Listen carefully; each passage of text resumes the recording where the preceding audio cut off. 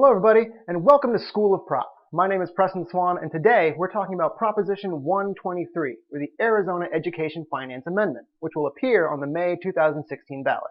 Now, if it passes, Prop 123 will raise up to $3.5 billion for Arizona's K-12 public school students over 10 years. It will do that primarily by increasing the amount of money our public schools receive from the Arizona Permanent Land Endowment Trust Fund, from 2.5% annually to 6.5% annually. Now, any changes to the Arizona Permanent Land Endowment Trust Fund require a change to the Arizona Constitution, which is why Prop 123 is numbered in the 100s. Now, we've all seen the signs and commercials talking about this proposition, but from what I just said, this sounds pretty boring. So to understand what Prop 123 is trying to accomplish, we first need to understand where it came from.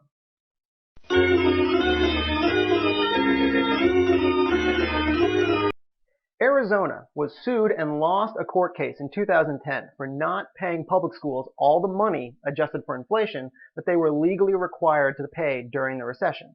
So Arizona owes our public school system lots of money in back pay, in addition to their regular obligations. As a settlement, Arizona offered $3.5 billion, paid over 10 years, to avoid dragging out the case any further. But, this being Arizona, they weren't willing to raise taxes to pay this bill. So they came up with Prop 123. $1.5 billion will come from the general fund, which it's like a big pot of money the state uses to pay its bills, employee paychecks, pretty much everything. Now the remaining $2 billion would come from the Permanent Land Endowment Trust Fund, which we can just call the Trust Fund.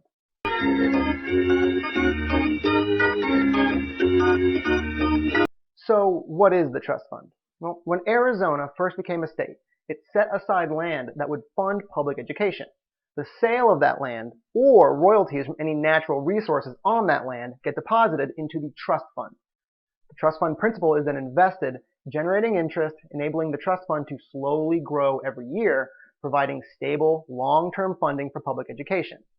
K-12 schools are currently set up to receive 2.5% of that trust fund every year. Arizona has done a pretty good job over the years of saving that money. The trust fund currently has about $5.1 billion in it. K-12 currently takes out 2.5%. Prop 123 wants to up that to 6.5% for 10 years.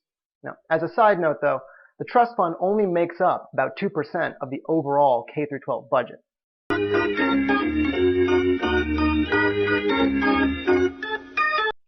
Prop 123 also has a few safeguards built into it, designed by the legislature to ensure that they don't always have to make these inflation payments, especially if the economy goes south again.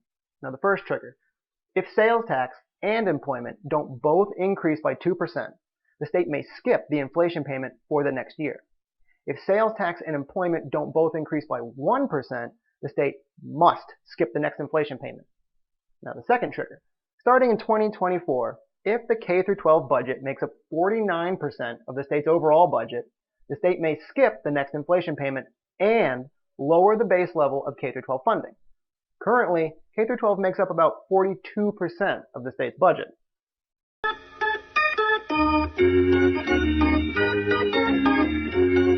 Now, before we go any further, there are a few points to keep in mind. Prop 123 is temporary. It is only designed to increase education funding for 10 years in order to pay back schools for what is owed to them from the recession. It does not, in any way, shape, or form, fix our education funding issue. Arizona is last in the nation for per pupil spending, and we will still be last in the nation even if Prop 123 passes. This is a drop in the bucket. So whether you like it or hate it, remember, this is only addressing the amount owed to schools from the recession and not the bigger picture.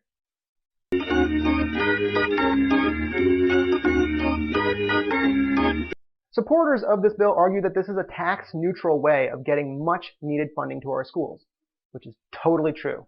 It does not raise any taxes to do this, and our schools clearly do need the money.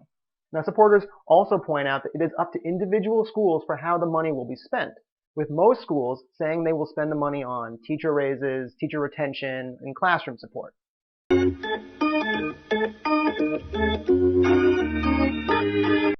A big concern is that Prop 123 will take out too much money from the trust fund, and it'll actually cut away from the trust fund principle.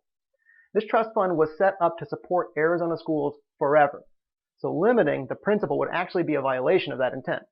This is true, it opens up Arizona to federal lawsuit, messing around with our trust fund in a way it wasn't meant to be messed with. It would also mean that the trust fund has less money to generate interest on, which means smaller revenues on investment, which means schools receive less money going forward. If Prop 123 passes, estimates say our K-12 schools will receive up to $100 million less every year because of the decreased value of the trust fund. Now, it is worth noting that supporters of Prop 123 say it won't cut into the principal and will all balance itself out. So, decide who you want to believe.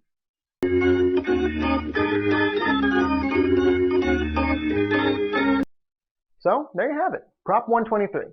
Like it or hate it, the question for voters is the same. How do we pay back schools their money? For School of Prop, I'm Preston Swan, and I'll see you at the polls.